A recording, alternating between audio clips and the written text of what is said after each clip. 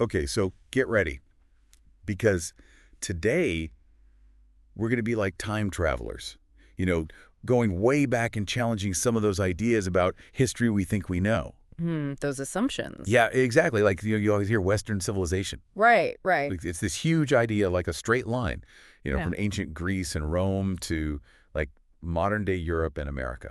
Yeah, definitely. But what if I told you like this whole narrative, this idea of the West wasn't always so simple? What's amazing how often history could have gone like a totally different way. Right. And those paths, those roads not taken, Yeah. they can be just as interesting, I think, as the ones that, actually shaped our world. That's what we're going to do today. We're diving in. Yeah, let's dive in. You gave some awesome research, and it's all based on Professor Nisha McSweeney's book, The West. Yeah. And she uses like individual stories. I love that approach. Me too. It makes it so much more. Yeah, it makes it so human, right? Yeah. Like you get away from those big, grand narratives Mhm. and you see like the nitty-gritty of how these ideas were formed. Totally. Okay, so let's start with someone you might not know, Tullia d'Aragona. Okay. She was Italian, a courtesan. How was that? Yeah, a poet and a philosopher. Wow. This is the early 16th century now, if you don't know. A courtesan back then wasn't just like a mistress. Right. These were like super educated women, Influential. powerful. Yeah. Yeah. Yeah. They were in those elite circles. Absolutely. They had patrons, like wealthy, powerful men, but they weren't just stuck at home. Yeah. They were part of intellectual life, artistic life. Mm-hmm. And Tullia d'Aragona, she was a huge writer. Yeah. Prolific. Yeah, so she wrote this epic poem called Il Meschino. Okay. And it basically throws out the whole idea Yeah. that classical heritage belongs only to Europe, or that Christianity, has to be tied to one continent. It's so interesting how her work shows us this time when like cultural boundaries were just so much more fluid. Yeah. Like in her poem, continents are like all connected. Yeah. Cultural influences are going back and forth. Totally. The idea of a separate West, Yeah. like we think of it today, just it doesn't exist in her world.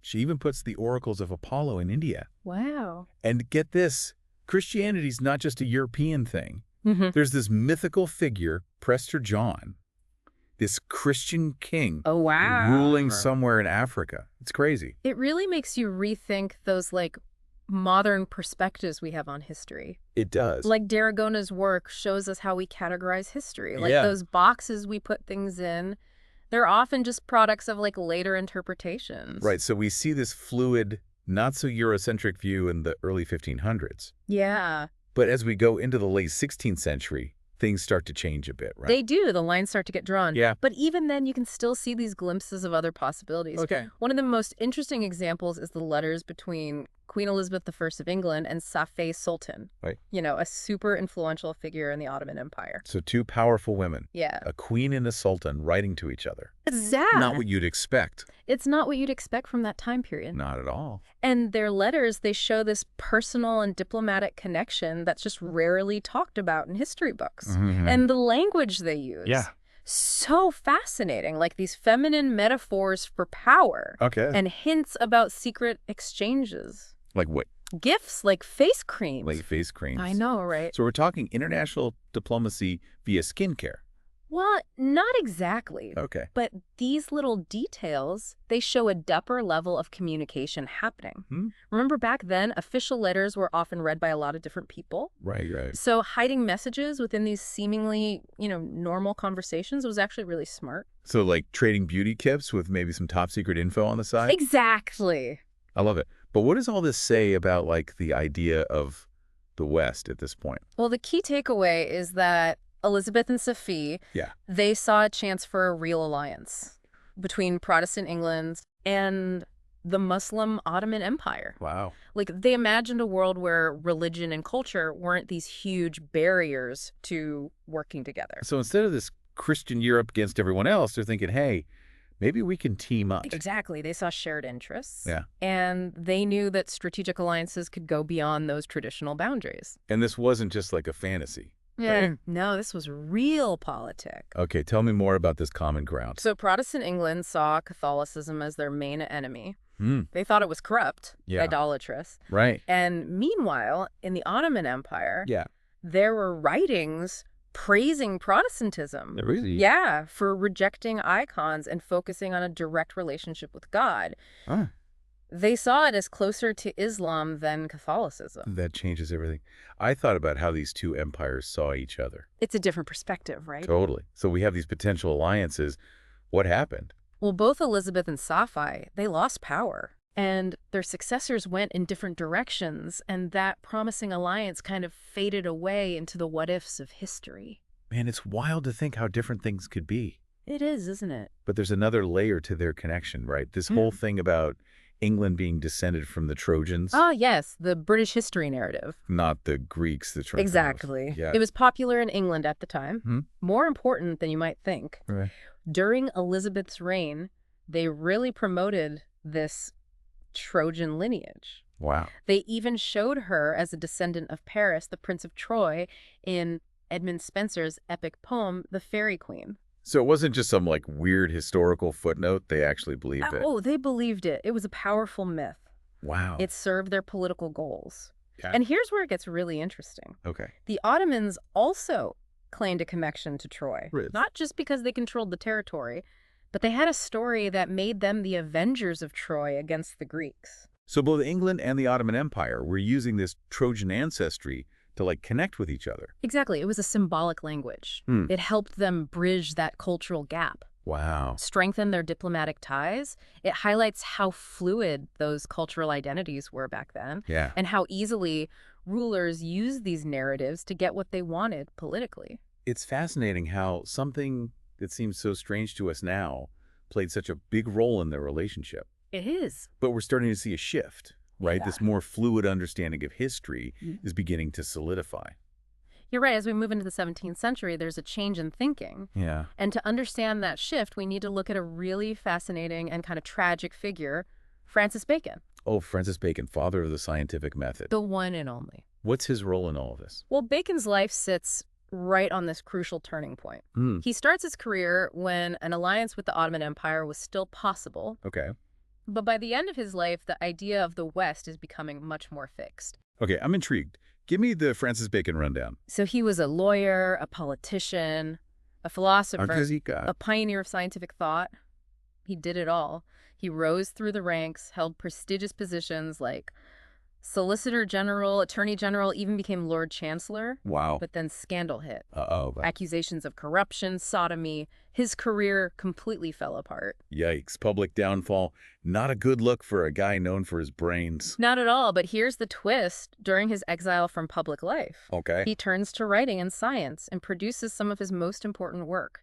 So the downfall leads to the breakthrough. It often does, but what matters for our exploration of the West is his work, The New Atlantis. Okay, the New Atlantis. What's that all about? In The New Atlantis, he imagines this utopia, this island society called Ben Salem. Okay. It's cut off from the world, and they're incredibly advanced. They even have a Hall of Fame. A Hall of Fame? Yes, filled with statues of the world's greatest scientific minds. A scientific Hall of Famer. I'm listening. Who made the cut?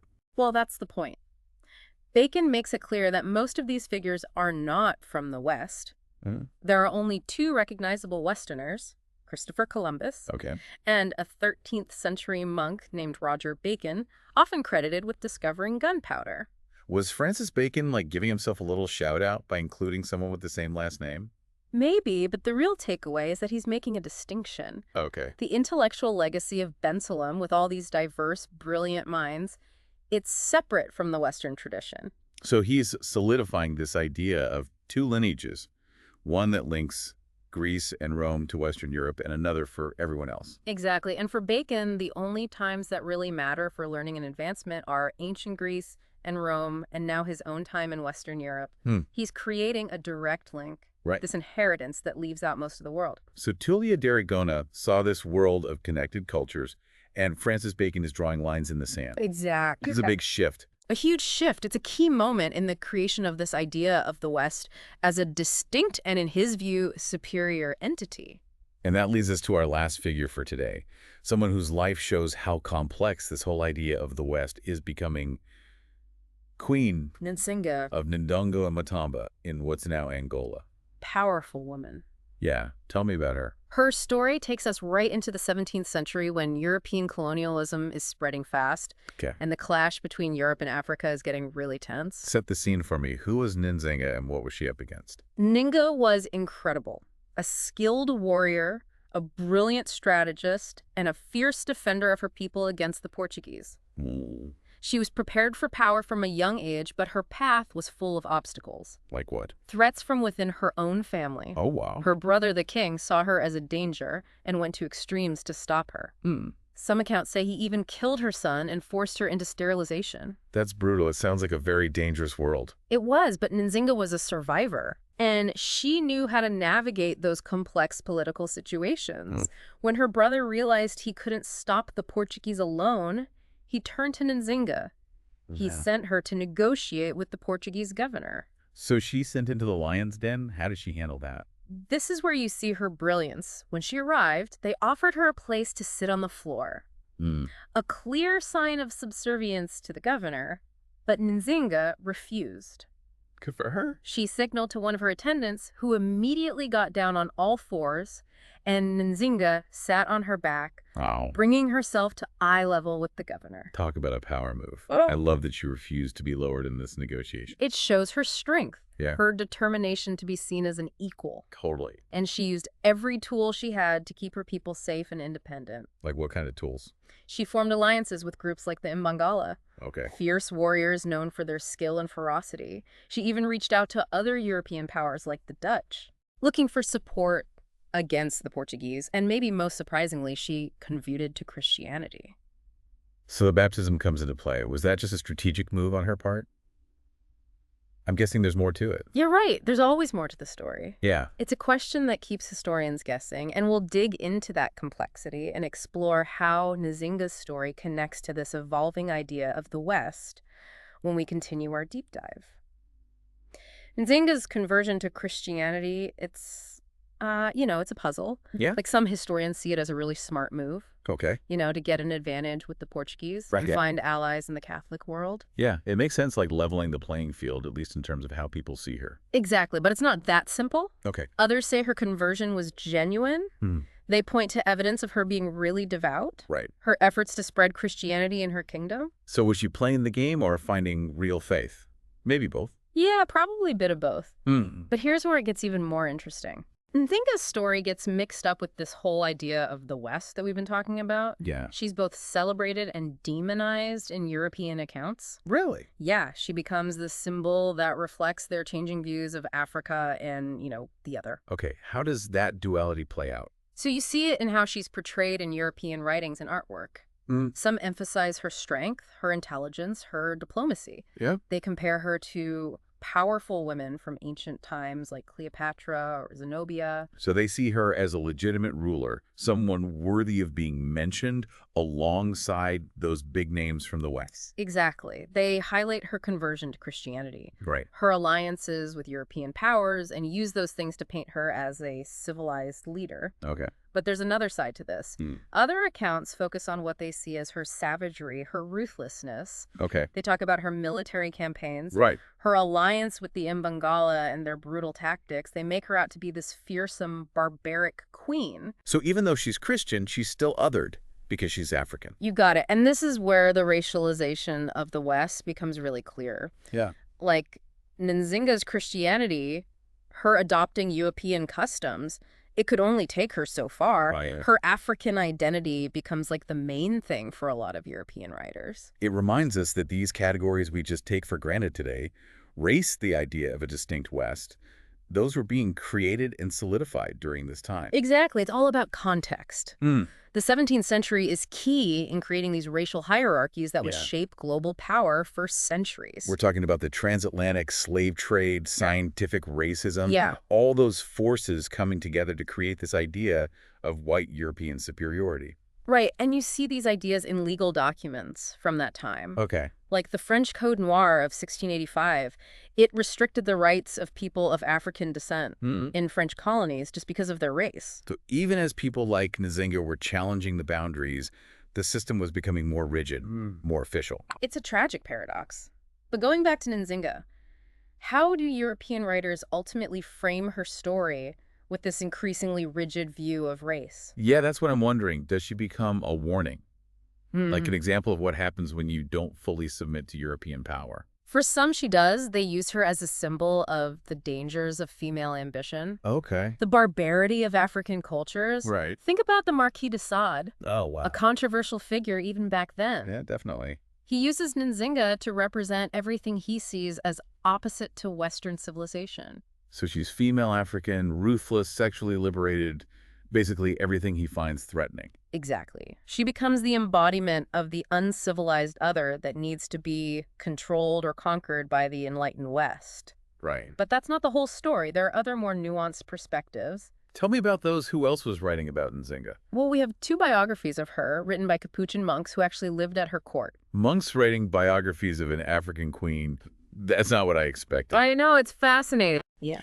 And their accounts are so interesting. They show her as a devout Christian, a shrewd ruler, a capable military leader. One of them, Father Cavazzi, uses language that's really revealing. Okay. Early on, he describes Nzinga with terms associated with barbarians from ancient times, comparing her to Carthaginians and Egyptians. So initially, he's putting her outside of that classical framework that defines the West. Right, but after her conversion, his language changes. Okay. He starts describing her in terms that align her with the classical world, Interesting. calling her as wise as a Greek and as chaste as a Roman. So her baptism literally changes how she's seen. It moves her from barbarian to someone worthy of being compared to the heroes of the West. It shows how even as racial categories were getting stricter, religion could still be a way to be accepted to cross those boundaries. But it's also important that these monks didn't shy away from describing her strength or willingness to fight for her people. It sounds like they recognized her complexity. Yeah. They saw her as a leader worthy of respect, regardless of her background or the tactics she used. That's what's so great about these first-hand accounts. Yeah. They give us a glimpse into a more nuanced understanding of Nzinga, one that doesn't fit into those simple categories that were emerging at the time. It's a good reminder that history is rarely black and white. Absolutely. There are always multiple perspectives, and sometimes those perspectives can coexist even if they seem to contradict each other. That's a crucial point, and it brings us back to Professor Maxwini's main argument. This idea of Western civilization, it's not some unchanging thing. Right. It's a construct, a story that's been shaped and reshaped over time. So it's less about historical fact and more about interpretation, who's telling the story and why. Precisely, and understanding how these narratives were made helps us question the simple stories we're often told about the past. Yeah. It encourages us to look deeper and examine the complexities of cultural exchange power dynamics and how identity is constructed. It's like you said earlier, the paths not taken are just as important as the ones that became our reality.